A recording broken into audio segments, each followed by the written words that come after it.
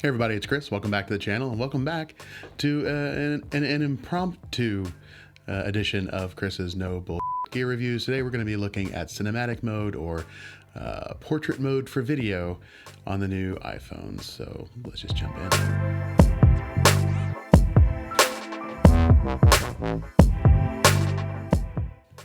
Okay, so I know what you're thinking.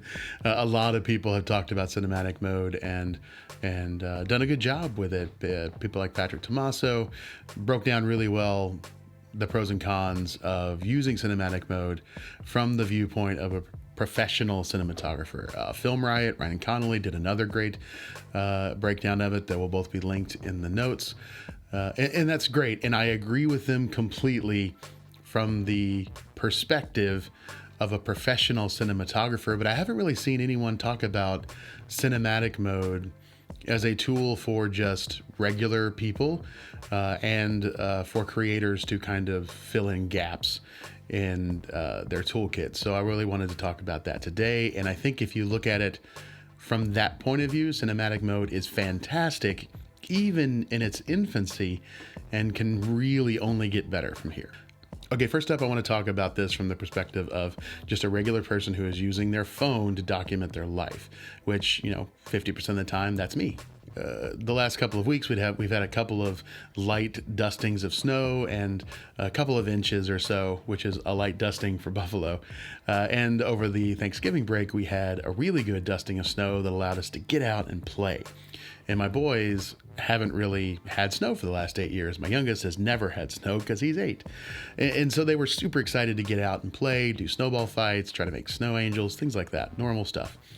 And I decided to take my phone and document as much as I could in video. And because I have cinematic mode, I thought, hey, why not try it out and see if it really is a tool for us, not professional videographers, but just for the person who wants to document their life. Can it make that experience better? Can it make the video better? What's it really like in actual practice? Surprisingly, at least for me, I found that it was really fun to use. I didn't care about any of the settings because all of that can be changed. All of the cinematic settings can be changed later in post when you're editing in iMovie or Final Cut Pro. Mostly I just focused on finding compositions, making sure people were in the shot correctly and all of that, and doing some movement and stuff because I knew I could manage all the other stuff later. And that's the big deal with this, I think. All of the settings on cinematic mode are pretty weird to begin with. All of the blurry background effect is completely ridiculous. And because of that, you get a lot of edge artifacting because the algorithm just isn't smart enough yet. So the first thing you're gonna need to do when you're playing with this is find the right f-stop setting for whatever you're shooting. I had a lot of high contrast subject matter in this because it was snowing and all the family had mostly black or deep blue jackets on, so it was super high contrast, and that makes it in some ways easier to use the algorithm and in some ways harder. So the first thing I did when I got it into post was to start looking for the right f-stop. And let me tell you, right now you're looking at me on a full frame camera with an f-stop of 2.8, and this is how blurry the background is. I'm going to drop in a piece of video, probably a still from a video, showing you what f2.8 looks like for cinematic mode, and it's ridiculous.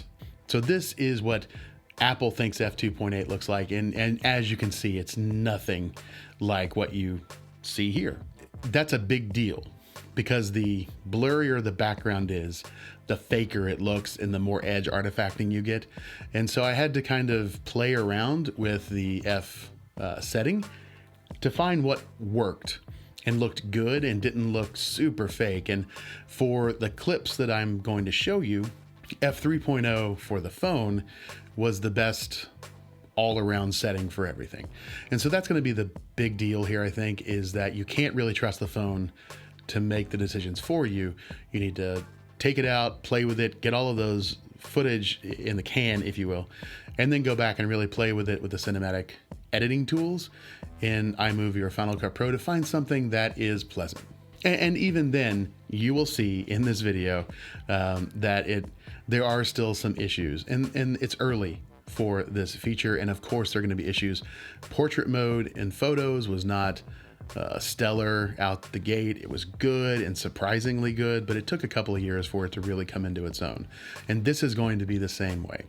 That being said, it is startling how good this is when it is hitting on all cylinders.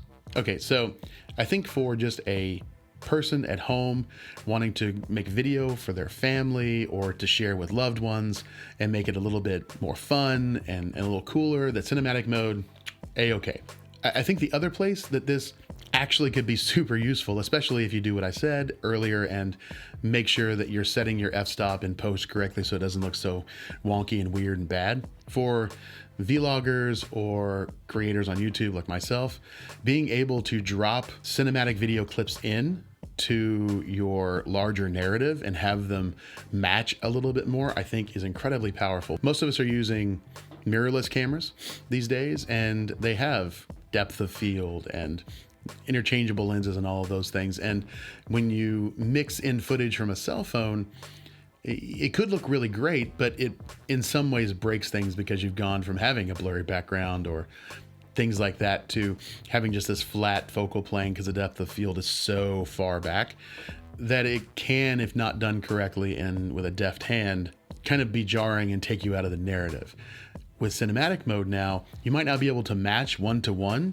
Like if you're using a f1.4 lens on your DSLR full frame camera or your mirrorless full frame camera, that blurry background and bokeh and all of that stuff is going to look very different from what you can get from the phone, and that's okay. The idea here is consistency and continuity. So if you go from a talking headshot like this and you've decided to use f1.4 or f2 for your f-stop, and you've got that kind of blurry background depth of field, and then you switch to your phone because you're out and about, you didn't want to take your big kit with you, and you're running at f3.5, it will look different, but it will match because you still have depth of field, you have a blurry background, you'll have some bokeh, you have things that connect to the previous clip and will connect to the following clip when you're back on your big setup. And I think that if you use it sparingly and you are deft with your use of it, that can make a difference and make your videos look more polished, to make your videos look more professional. You will not be making a movie with this anytime soon, no matter what Apple wants you to think.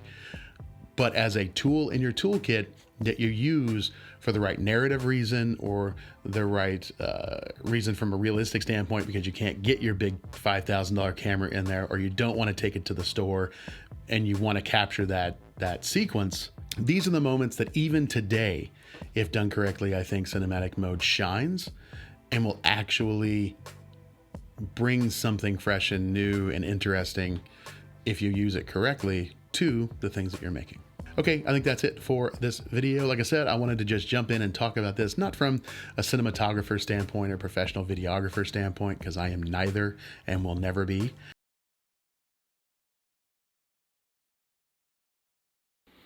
Well, as you can see, this is editor Chris.